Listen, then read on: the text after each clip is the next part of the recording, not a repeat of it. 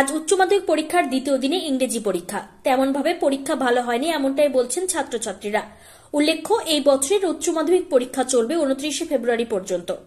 এই বছর 18,500 জন ছাত্রছাত্রী উচ্চ মাধ্যমিক পরীক্ষা দিচ্ছে, যার মধ্যে ছাত্রী 11,000 আর ছাত্র 7,500 জন।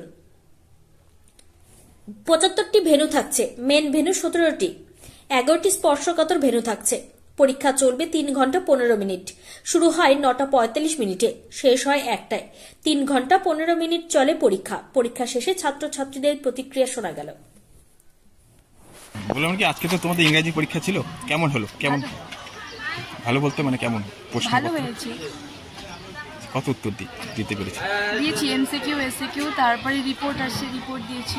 কমনের মধ্যে পড়েছে? হ্যাঁ, কমনের মধ্যে এসেছে। যেমন মাধ্যমিকে দেখা গেছে কিছু কিছু আনকমন, তো এবার তোমাদের কি পড়ার মধ্যে? হ্যাঁ, এবার কমন বেশি এসেছে মাধ্যমিক থেকে।